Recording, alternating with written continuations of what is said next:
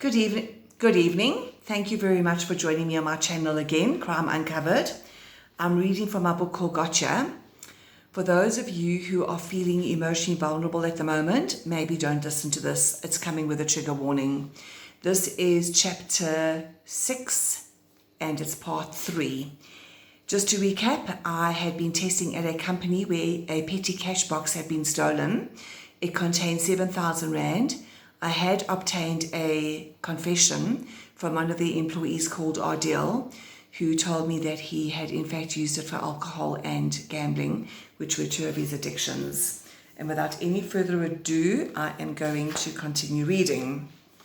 After Ardell had written out his resignation letter, I walked out to his car with him.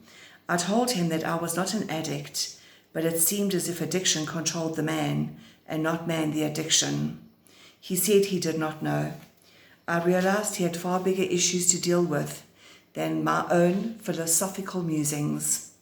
I begged him to tell his wife about his addictions when he told her he was no longer employed. I explained that his wife would probably support him, and I also urged him to go to a 12-step program. He agreed to all of this without any interest whatsoever. I then went back to the office to pack up my equipment and say goodbye to Abdul. Neither of us could take any pleasure at all in what had unfolded. There would be no post on Facebook. Abdul gave me his card, which had his email address on it, and I sent the report and the invoice later that day. This had all taken place on the 20th of the month. I hoped that Ardell would find new employment soon and that he would deal with his addictions. For some reason, I just could not shake him from my consciousness. And on the third day of the following month, I called Abdul. He recognized my voice instantly and said he had intended to call me later that day in any case. He went on to tell me that Ardell had not told his wife he was no longer employed, but had got up every day and driven out of his driveway as if he was going to work. At the end of the month, when he had no paycheck to bring home, he hung himself on one of the rafters in the bedroom that he shared with his wife, using 2 dress ties tied securely together. His wife was at work at the time, and his 17-year-old daughter was at school. As Abdul continued talking, I could see in my mind's eye his daughter walking home after her lessons were finished, probably filled with the joy of living as only the youth can be, walking with a little bounce in her step as she enjoyed what were to be her last few moments of childhood peace. I imagined her letting herself into the house, her place of safety, putting down her school bag, and then, perhaps sensing something was wrong, walking into her parents' bedroom. I could almost hear her hysterical screaming as she saw her father suspended from the rafters, the realization becoming clearer as the image she was looking at struck home, her father's terribly bloated and blue face settling into the crevices of her soul, never to be forgotten. In my mind, I could see her sink to the floor, her legs unable to carry her any longer. I watched as she fumbled for her cell phone, tears streaming down her face, blurring her vision as she tried to dial. I saw her frantically wiping the tears away so that she could see Mom on her phone, could hear the sound of the call being placed and her mother answering. I listened as her mom asked her repeatedly, What has happened?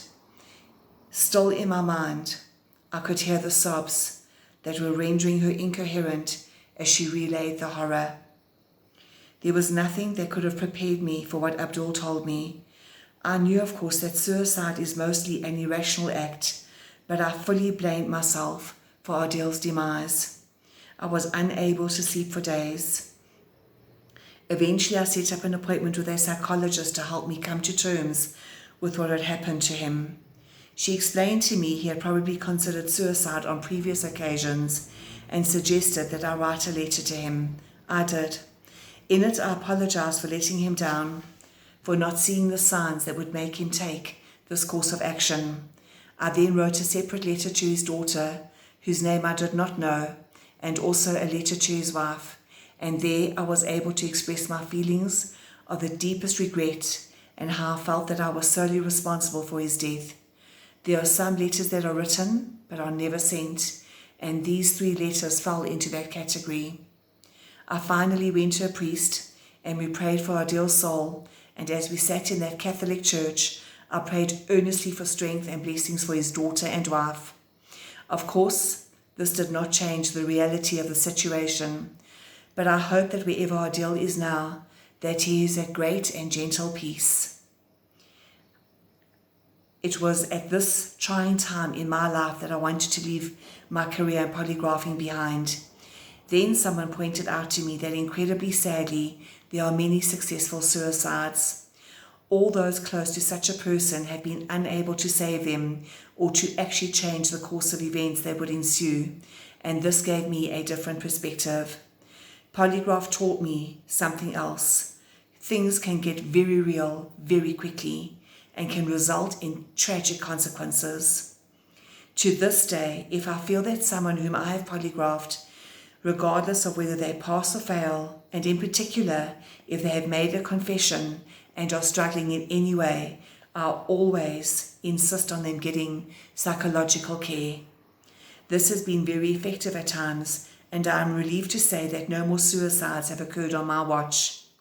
The 17-year-old daughter, who must by now be in her late 20s, is so often on my mind. A little bit of my own soul shattered along with hers on that day. I have never forgotten Adil. It is not his real name. The story is true. And may I repeat, Adil, I hope you are resting in peace, sir. And that is all for today, and I will see you all tomorrow. Bye-bye.